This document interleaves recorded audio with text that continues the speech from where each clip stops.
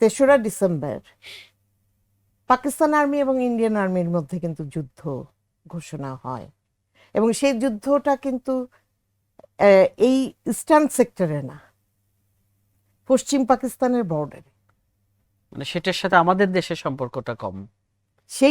সেই যুদ্ধটাই তখন Indian army, তখন সেই যুদ্ধটাই যখন শুরু হয়, সেই যুদ্ধে ফলেই দেখা গেল যে 16ই ডিসেম্বর এখানে পাকিস্তান আর্মির পশ্চিম মানে বাংলাদেশে পাকিস্তান মানে পূর্ব পাকিস্তান যেটা তখন, সেখানে পাকিস্তান আর্মির পরাজয় ঘটলো।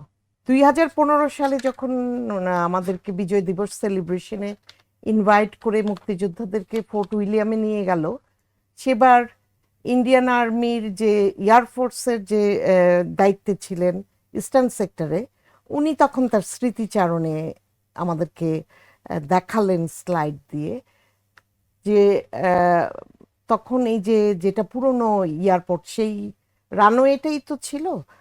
তো সেই রানওয়েটা ইন্ডিয়ান এয়ারফোর্সের বোম্বিংয়ে এমন অবস্থা ছিল যে পাকিস্তান আর্মির তখন আর বাংলাদেশ থেকে উড়ে যাওয়ার আর কোনো পথ ছিল না। তখন ওই বিমানবন্দরটা পুরোই ইয়ে হয়ে যায়, বিধ্বস্ত হয়ে যায়, এবং রানওয়েটা ব্যবহারের উপযোগী ছিল না।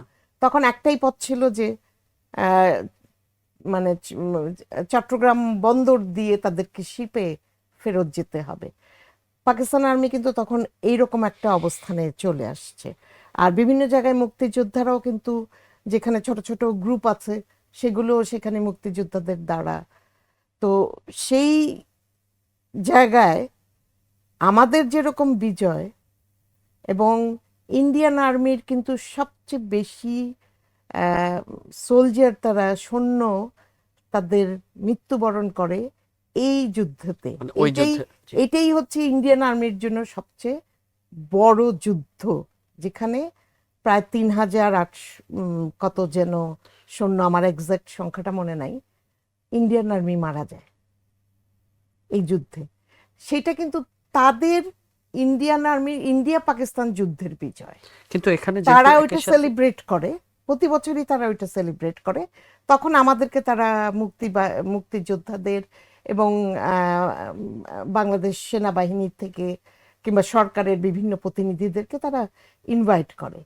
এখন সেইটাকে তারা বিজয় দিবস, তাদের সেই ইন্ডিয়া পাকিস্তান যুদ্ধের বিজয়টাকে তারা সেলিব্রেট করে। একই সাথে যেহেতু বাংলাদেশের বড় একটা অর্জন সেদিন, বাংলাদেশের বিজয় অর্জন, তা আমাদের পাশেই যখন প্রতিবেশী দেশ একই দিনে যখন ইন্ডিয়া পাকিস্তানের যুদ্ধ বলে যায়, একই সাথে বাংলাদেশকেও যদি তারা স্মরণ না করে, তখন তো আমাদের জায়গা থেকে এই ধরনের মানে একটা ব্যাড ফিলিং কাজ করে। না, সেটা কাজ করে 15তে যখন আমরা গেছি, আমি যখন দেখলাম যে ওটাকে তারা ইন্ডিয়া পাকিস্তান ওয়ার বলতেছে, আমাদের মুক্তিযুদ্ধটা বলছে না, সেখানে কিন্তু আমরা রিয়াক্ট করেছি। সেখানে আমিও বলেছি যে it was our liberation war. Indian army পরবর্তীতে এটার সাথে সংযুক্ত হয়েছে, এবং আমাদের সাথে আরো যারা ছিলেন অনেকেই এখন বেঁচে নাই, ওনারাও কিন্তু প্রোটেস্ট করেছেন যে আমাদের মুক্তিযুদ্ধটা আমাদের বাংলাদেশের জনগণের যুদ্ধ, আমরা সেটাতে বিজয় অর্জন করেছি। তারা ওই অংশটুকু সেলিব্রেট করে যে ইন্ডিয়া পাকিস্তান ওয়ারে 16ই ডিসেম্বর তাদের বিজয় হয়েছিল ইন্ডিয়ান আর্মি। এটা থেকে তো মনে হয় যে আসলে আমাদেরকে তারা এখন পর্যন্ত মেনে নিতে পারছে না যে এটা বাংলাদেশের স্বাধীন। সেটা বোধহয় না, এত সরলীকরণ বোধহয় করা যাবে না।